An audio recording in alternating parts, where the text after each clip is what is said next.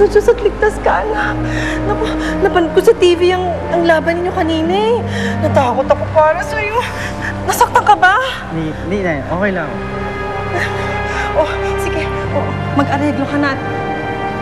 Makapagpahinga ka na, ha? O, eto. Nice ka ng mga damit mo. Nay,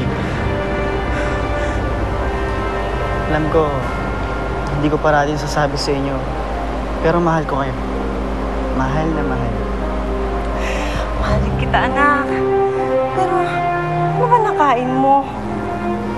Wala.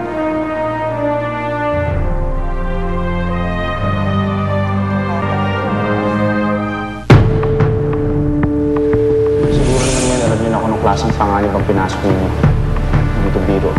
Hindi pa kayo magaling. Hindi niyo pa kaya. Hindi sa lahat ng pagkakataon nandito ako para iligtas kayo. Kaya dapat matuto kayo tumayo sa sarili ng mga paa. Kakamali ka, Captain Barbell. Kahit kailan, hindi mangyayari sa akin na nangyari kay Blade. Naisahan lang ako kanina.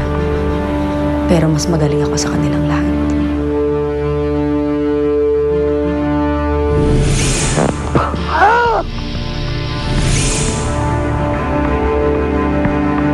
Papatunayan ko sa'yo, Captain Barbell. Makikita mo kung gaano kalakas ang powers ko. Gregor, nasugatan ka? Diri yan ah. Turuan pa naman ako.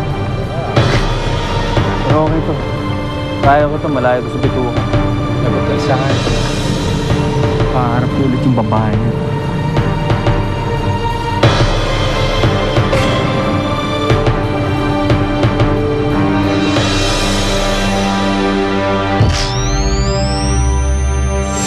Chalita! Chalita! Chalita! Chalita, saan niyo din si Nelay? Ano pa, Teng? Maayos na ang lagay ni Nelay. Kung gusto mo talagang makatulong, lubayan mo na siya, pwede ba? Kaysa baklat! Dali! Alam mo bang masamang magnakaw? So, Acid Girl strikes again. At sa pagkakataong ito, may iniligtas siya mga pasahero sa FX. Isa kaya siyang kaibigan o kalaban? Simula pa lang yan. Kuya Teng! Nelay!